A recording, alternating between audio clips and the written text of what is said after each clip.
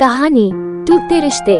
सुबह के 7:30 बजे जब निधि स्कूल के लिए तैयार हुई तो चुपके से ऊपर मम्मी के बेडरूम में ही धीरे से डोर सरकाया। देखा तो सारा सामान बिखरा पड़ा था। नीचे ड्राइंग रूम में आई तो पापा सोफे पर बेसुध सो रहे थे। अपने रूम में आकर उसने अपनी गुल्लक में से 50 रुपए निकाल कर पॉकेट में रख लिए।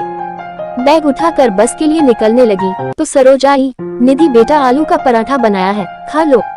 निधि ने मायूस नजरों से सरोज आंटी को देखा। नहीं आंटी, भूख नहीं है। सरोज ने जबरदस्ती टिफिन उसके बैग में डाला। निधि स्कूल के लिए निकल गई। सरोज सोचने लगी, बेचारी छोटी बच्ची साहब और मेम साहब के रोज के लड़ाई झगड़े से इस 13 साल की उम्र में कितनी बड़ी हो गई है। सरोज पिछले 10 सालों से नेहा व नरेश के यहाँ काम कर रही है। दोनों मल्टीनेशनल कंपनी में ऊंचे पदों पर कार्यरत हैं। निधि उनकी इकलौती बेटी है, किसी चीज की कोई कमी नहीं है, पर हर समय दोनों एक दूसरे से लड़ते रहते हैं। नरेश पिछले कुछ समय से नेहा से तलाक चाह रहा है और चाहता है निधि की जिम्मेदारी नेहा उठाए और नेहा निधि की जिम्मेदारी नरेश को देने के साथ जायदाद में हिस्सा चाहती है। इस कारण दोनों लड़ते रहते हैं। बच्चे की जिम्मेदारी कोई नहीं लेना चाहता, इसलिए दोनों एक दूसरे के लिए अपशब्दों का इस्तेमाल करते हैं। बेचारी निधि स्कूल से घर आकर अपने कमरे में दुबक जाती है, केवल सरोज आंटी से ही बात करती है।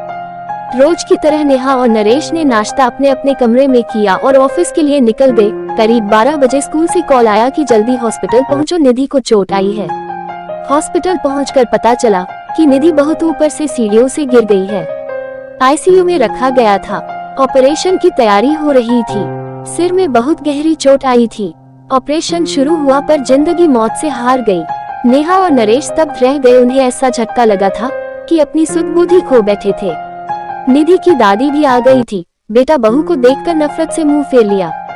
पूछताछ हुई, टीचर स्टूडेंट सभी के बयान लिए गए। यही पता चला कि बैलेंस बिगड़ने से नीचे गिर गई।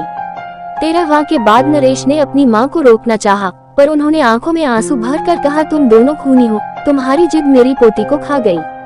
मैं उसे अपने साथ ले जाना चाहती थी, पर तुम दोनों ने उसे अपने अहम का मोहरा बनाकर उसकी जान ले ली। माँ चली गई। सरोज तब से सदमे में थी। फिर उसने जैसे तैसे होश संभाला। नरेश और नेहा से कहा, मेम साहब, मैं अब यहाँ नहीं रह पाऊंगी। इस घर की दीवारें मेरी निधि की सिसकियों से भरी हैं। उसे मैंने कभी अपनी गोद में तो कभी छिपकर रोते हुए देखा है। मेरा मन किया कि उसे लेकर भाग जाऊं, पर मैं डरपोक थी, ऐसा नहीं कर सकी। अगर चली जाती तो शायद आज वो जिंदा होती। नरेश और नेहा के पास अब शायद कहने को कुछ नहीं था।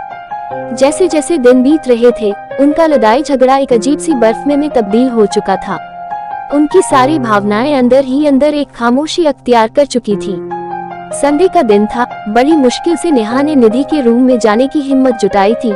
महीनों दोनों उसके कमरे में कदम नहीं रखते थे। कैसे माँ बाप थे वो दोनों। उसका रूम, उसका बेड, तकिया, उसकी किताबें, उसकी पेंसिल, पेन, स्कूल बैग, सब वैसे ही रखा था। अलमारी खोली तो उसके कपड़े नीचे गिर पड़े। उसका हल्का ब्लू नाइट सूट जिसे वह अक्सर पहना करती थी। नेहा रोते हुए उसमें से सामान निकालने लगी। तभी उसके हाथ ही एक ब्लू कलर की डायरी लगी।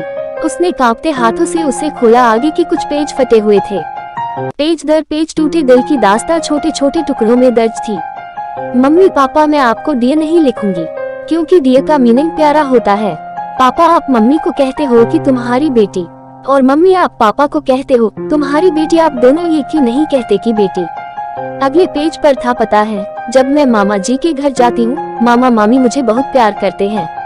मामी अनु को जब प्यार से मेरा बच्चा कहती है तो मुझे लगता है कि मैं प्यारी बच्ची नहीं हूँ। मम्मा, मैं तो आपका सारा कहना मानती हूँ, फिर भी आपने मुझे कभी मेरा बच्चा नहीं कहा। एक पेज पर लिखा था, मम्मी, मैं जब बुआ के घर जाती हूँ तो वो भी मुझे बहुत प्यार करती है, पर खाना हमेशा नक्श की पंसद का बनाती है। मम्मा, मुझे राजमा बहुत पसंद है। मैंने आपको बनाने को कहा था, पर आपने कहा मुझे परेशान मत करो। जो खाना है सरोज आंटी को बोला करो, वो बना देंगी। मम्मा, मैंने राजमा खाना छोड़ दिया है, अब अच्छा नहीं लगता। पापा, मुझे आपके चिल्लाने से बहुत डर लगता है। पापा, मैं आपके साथ आइसक्रीम खाने जाना चाहती हूँ। आप कहते हैं कि आपके पास फालतू चीजों के लिए टाइम नहीं है। पापा, जब चीनू मासी और मौसा जी मुझे और विपुल को आइसक्रीम खिलाने ले जाते हैं तो वो कभी ऐसा नहीं कहते। पता है मम्मी, मैं अपने घर से दूर जाना चाहती हूँ, जहाँ मुझे ये न सुनाई दे कि निधि को मैं नहीं रखूंगी, जहाँ पापा के चिल्लाने की आवाज न सुनाई दे। पापा, अगर मैं बड़ी होती तो मैं आप दोनों को कभी परेशान नहीं करती, मैं खुद ही चली जाती। मैं आप दोनों से बहुत प्यार करती हूँ। आप दोनों मुझे प्यार क्यों नहीं करते? एक पेज पर था, I love you Saroj aunty, मुझे प्यार करने के लिए, जब मुझे डर लगता है अपने पास सुलाने के लिए, मेरी हर बात सुनने के लिए। अंतिम पेज पर था, दादी आई लव यू, आप मुझे यहाँ से ले जाओ, आई प्रॉमिस कभी तंग नहीं करूँगी। नेहा डायरी को सीने से लगाकर जोर जोर से रो पड़ी। नरेश भी उसके रोने की आवाज सुनकर आ गया था। नेहा ने डायरी उसे पकड़ा दी। पेज दर पेज पलटते हुए उसके चेहरे के भाव बदलते जा रहे थे। वो खुद को संभाल नहीं पाया, जमीन पर बैठ गया। नेहा रोते हुए बोली, नरेश पता है, वो एक्सीडेंट नहीं आत्महत्या थी, सुसाइड था। जिस रिश्ते को हम बोझ समझते थे, हमारी निधि ने उससे हमें आजाद कर दिया। नरेश, हम दोनों ने अपनी बच्ची का खून किया है। नरेश फूट फूट कर रो पड़ा। ये कहानी हर उस घर की है जहाँ माँ बाप बच्चों के सामने लड़ते हैं या घर टूट कर बिखरते हैं, और उन टूटते रिश्तों का सबसे बड़ा खामियाजा बच्चे भरते हैं। अगर आप अच्छी परवरिश नहीं दे सकते तो आपको बच्चे को जन्म देने का कोई अधिकार नहीं है। अच्छी परवरिश का मतलब रुपए पैसे सुख सुविधाओं का होना नहीं है। इसका मतलब है कि आप बच्चे को जब जरूरत है उसके कितने करीब हैं।